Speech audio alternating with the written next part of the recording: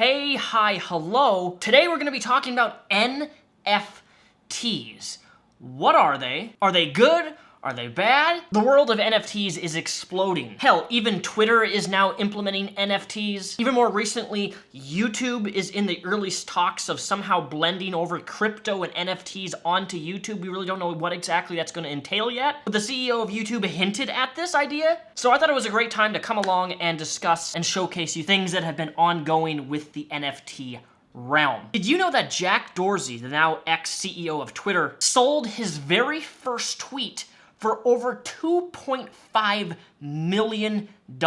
That's right, a digital screenshot certified with a digital signature unique to the one individual who paid over $2.5 million for the very first tweet made on Twitter, which then led me to say, I wonder what my value is. So I went back on my Facebook all the way to 2007, and well, somehow, some way, I don't feel like this may be worth that much money, considering it's a direct quote from the Bible. But hey, if Jack Dorsey can sell an NFT tweet of his profile for $2.5 million, maybe there's some crazy fan out there that would buy an NFT of me quoting the Bible. If I do have any buyers, let me know and I'll certify it specially from me to you. But what are NFTs? Well, NFT stands for non-fungible token. Well, that still doesn't explain to me what an NFT is, how does it work? And well, I'm going to highlight an example using a video game. So right here is a sealed copy of Pokemon Gold version for the Game Boy Color. This is one of many of my rare sealed collectibles that I've been collecting since the early 2000s. Now this is a physical copy of the game, and I am going to make this copy unique by doing this. This now is a very one-of-a-kind, limited edition Pokemon Gold for the Game Boy Color that has been kissed by yours truly. It officially has my lips, my DNA, on this sealed copy. Now I can take a picture of me posing or a photo of me just of the game itself, upload it to a NFT type selling site, and I can now sell a digital picture, PNG, a JPEG, of Pokemon Gold, sealed, kissed by me, and then I can certify it with a digital specialty signature. And you, that random person on the internet, can buy that picture that is unique to you and you only. Think of digital assets, a digital video game, a digital picture, a digital audio file. But whatever these things are, they are uniquely identifiable and you own them and only you. So, going back to Jack Dorsey, he sold his very first tweet. And yes, the question always gets up, well, can't people just have a screen capture of his first tweet? And the answer is yes. But the sense and value is we create value by what we think is valuable. Do I really think a tweet is worth $2.5 million? Absolutely not. But clearly, we stupid, greedy, weird humans create value based upon what we think has value, therefore it apparently is worth $2.5 million. In the same way, maybe there's some crazy person out there who wants a picture of this game that I've kissed. I don't know. But a non-fungible token is unique and only unique to you, the person who buys it. Now, a fungible token would mean that there are plenty of different copies of this. It's pretty much the exact opposite of being unique because there's lots of it. Blah, blah, blah, blah, blah. Well, before we get any further, special thanks to the sponsor of the channel today, Vance Global. They specialize in yummy, yummy gummies, and they taste like heaven. If you go to their website, they have a wide variety of different stock, to their brand new THO smokes, and my personal favorite, their CBD. If you don't want to get that, super litty feeling, this will relax you and help you with your sleep. I've been taking one of these almost every single night when I go to bed. And let me tell you, these absolutely do work. They ship to all 50 states. And if you use my discount code Repzion, you're going to get 20% off any product that you order. All of these products gives you a different feeling sensation, and it's legal in all 50 states. Support me, support the channel, click the link below. When you purchase an NFT, you use cryptocurrency, digital money. That transaction is transmitted to a network of peer-to-peer computers scattered across the world, meaning thousands and thousands and thousands of computers all across the world, around the world, are all making verifications of that transaction. The network of computers then solves the equations to confirm the validity of the transaction to know if you have enough cryptocurrency to pay for it. The transaction then completes. These blocks are then chained together, creating a long history of all transactions that are permanent. Once confirmed to be legitimate transactions, they are clustered together into the blockchain. Another simple diagram is A wants to send money to B. The transaction is represented online as a block. The block is broadcasted to every party in the network, which is hundreds of thousands of people. Those in the network approve the transaction is valid, kind of like how a bank works when you're transferring money to bank. The block then can be added to the chain, which provides ineditable and transparent record of the transactions. The money moves from A to B. When you make these crypto transactions through the sale of NFTs, it goes on a giant ledger all around the world of all these different transactions.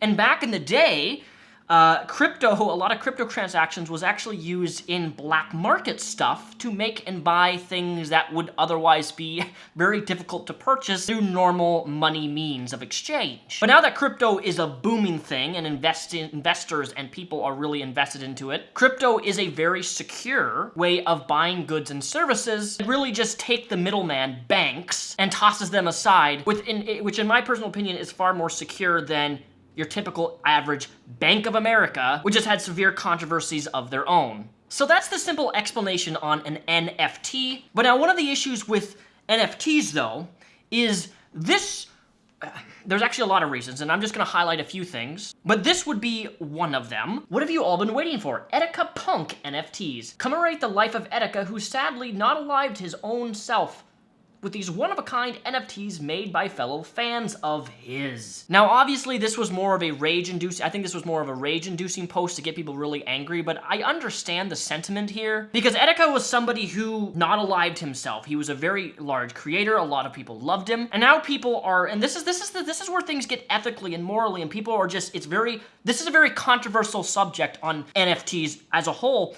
is people are exploiting and creating NFTs based upon, this is just an example of Etika here, and people are buying them, these unique purchases, these digital assets, and they're taking in and making money and profit. Is this money going to the family? Probably not. One of the most common things I see is people always saying, well, NFTs are all a scam.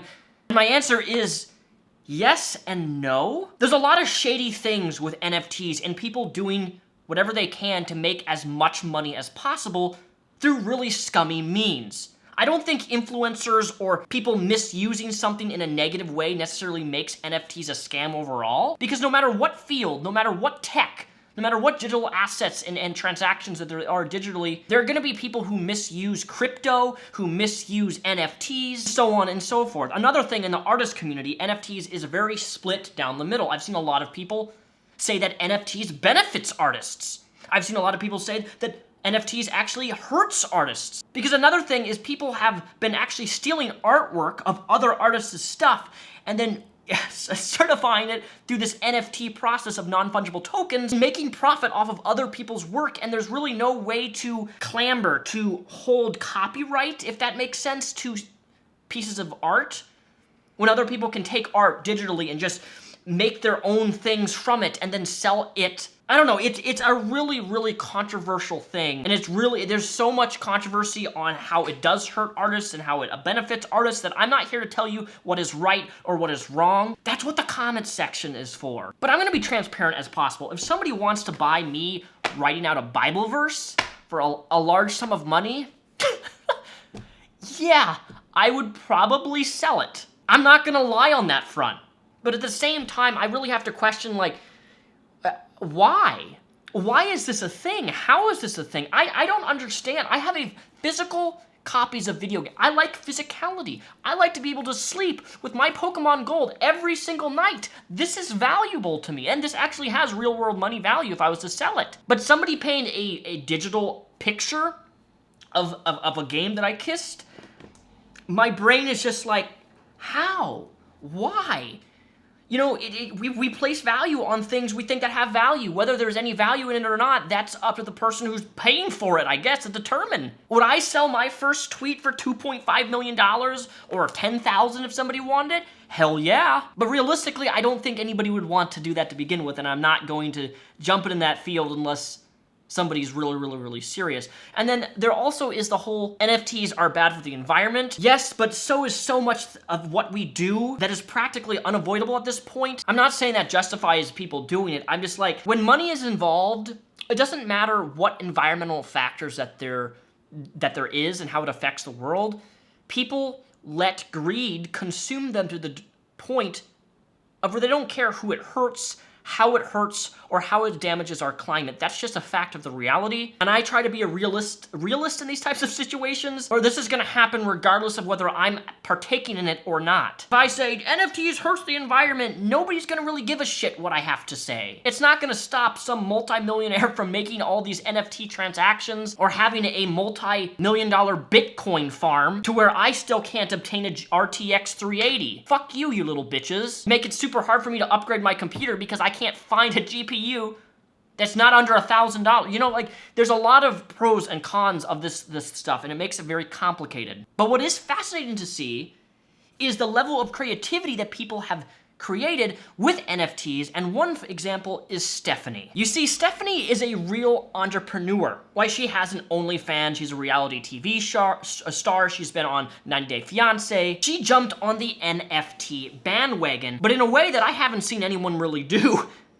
And I have to respect the hustle, because hell, I've done something kind of similar in this way. But she started selling NFTs of her flatulence, meaning gas, meaning pooty poots. She made over $200,000 selling mason jars with her unique,